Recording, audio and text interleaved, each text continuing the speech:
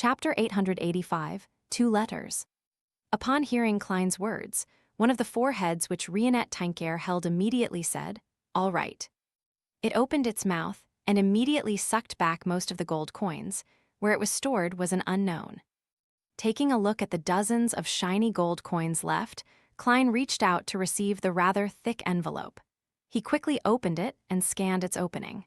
Indeed, it was the detailed information regarding Spirit World plunderers. After Miss Messenger returned to the Spirit World, he put away the gold coins, drew the curtains, and sat down under the morning sun, seriously reading the neat and tidy handwriting. "Thank you once again for your help. The Tutenses Aye Mummy is part of the advancement ritual for me. It holds deep meaning for me. Spirit World plunderers live in the depths of the Spirit World. They're extremely rare, rich in intelligence, and very aggressive. They can capture or kill creatures and make them soul avatars. Their souls can turn into their true soul's appearance, giving them similar performance and traits. They can also disguise themselves as other Spirit World creatures. When encountering them, perhaps all the Spirit World creatures around belong to them. They might be soul avatars that mustn't be neglected. This creature can effectively influence the thought processes of their prey, causing them to enter a desensitized state. Their true soul body has potent spirituality. In clashes of such nature, they are often at a noticeable advantage. They're very difficult to find. At present, there is only one place with signs of their activity: the Spirit World's Calderon City. This is a legendary city of mysterious and unknown origins. On this front, there are three theories about them. One is that it was once Death's residence, the entrance to the underworld. Two, it's the divine kingdom left behind by a dead ancient deity from the second epoch. Attracted by the Spirit World, it sank and slowly transformed into a real yet illusory city. Three, it's a real city that was devoured by the Spirit World during the Cataclysm. Regardless of the theory, it elucidates one point: this city is very dangerous. It has many special and strange aspects about it. I do not have the mysticism coordinates of Calderon City. Most high-level Spirit World creatures aren't aware either.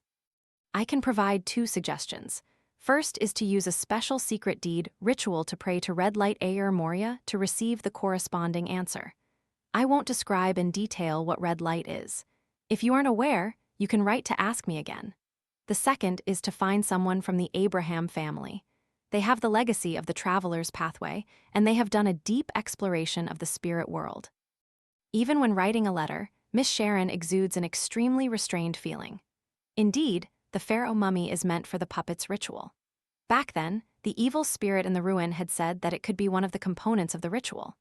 Therefore, the ritual's exact requirement is to use a high sequence Beyonder's corpse after death, one that still maintains a level of spirituality, or to use an evil spirit that results from the resentment of death.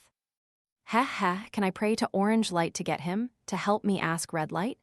To others, finding Calderon City is a very difficult task, but to me, it's extremely simple.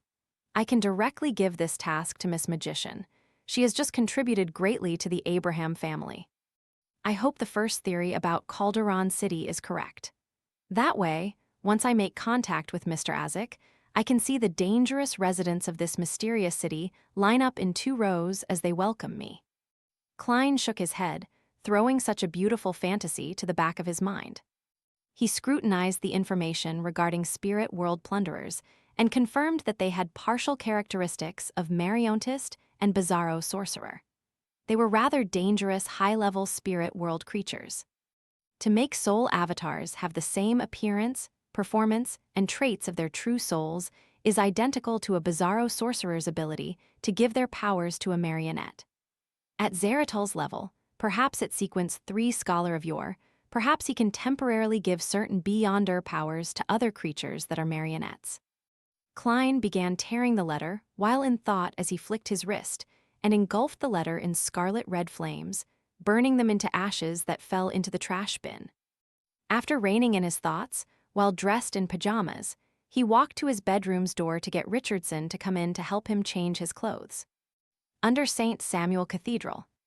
As usual, Leonard Mitchell was leaning back into his chair with his legs raised on the desk. There was nothing abnormal about his expression, but he was thinking about Ammon deep down. Ever since he knew that the angel had arrived in Backland, Pallas Zoroast inside him had become abnormally silent. He wasn't as active as before to proactively speak or give suggestions. If not for the answers he received when he posed questions, Leonard would have even suspected that Old Man had secretly sneaked off to find another host to parasitize. Amidst his thoughts, his Red Gloves captain, Nighthawk's deacon, Sost, walked in. How was the interrogation? Any results? The Red Gloves in the room, who were dealing with their own matters, quickly cast their gaze to the door. Late last night, they had just finished a mission. They had captured 3 numinous episcopate members that they had been tracking for quite some time. Now, they were awaiting the results of the interrogation.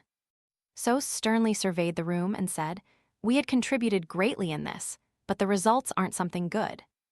Based on the testimony of the 3 numinous episcopate members, as well as the information the Church had previously gathered, we can come to a preliminary conclusion that the numinous episcopate has fractured between reviving death or creating artificial death.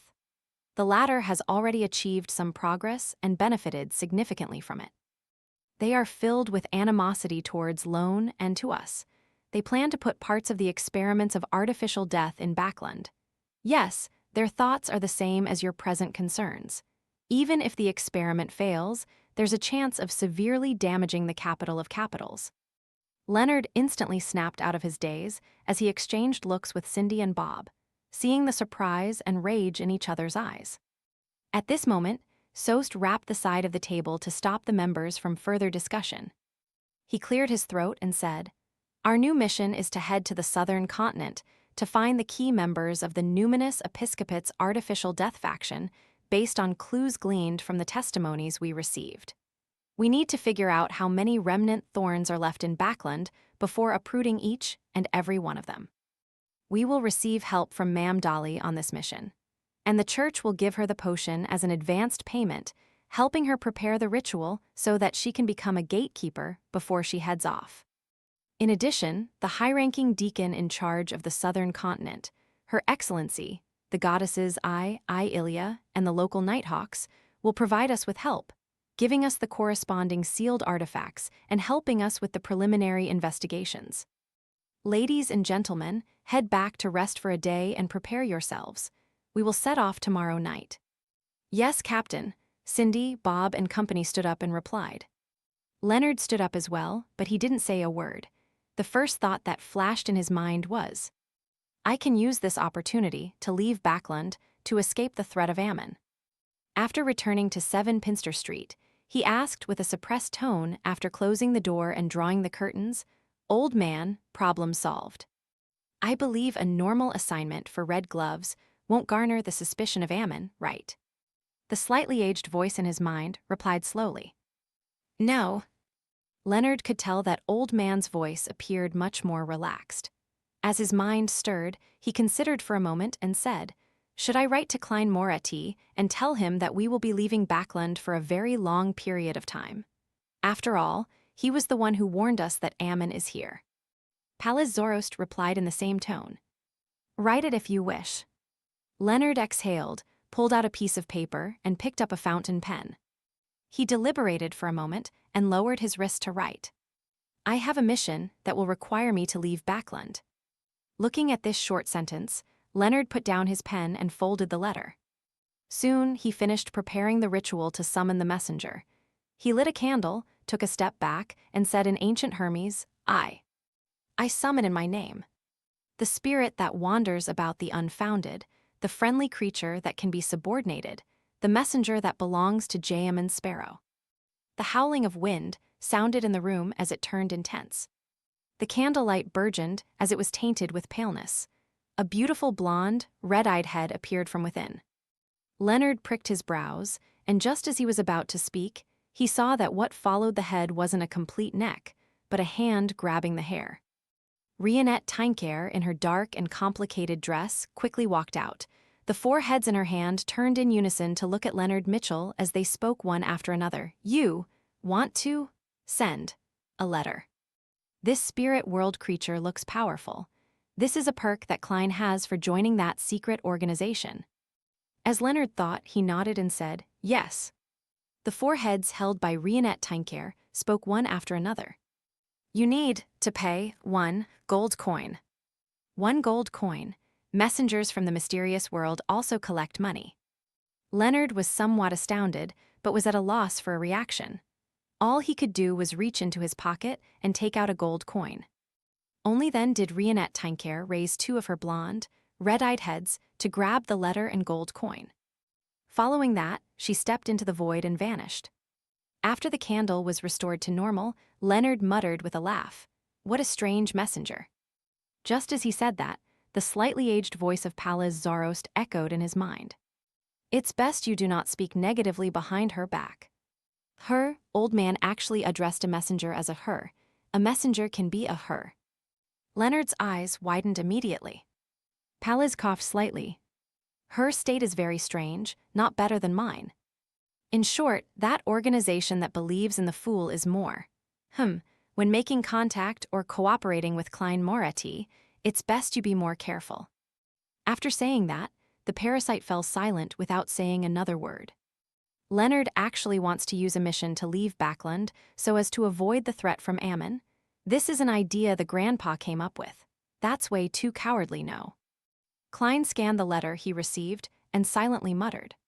He began seriously considering the idea of using the arms deal as an excuse to quickly leave Backland for a period of time.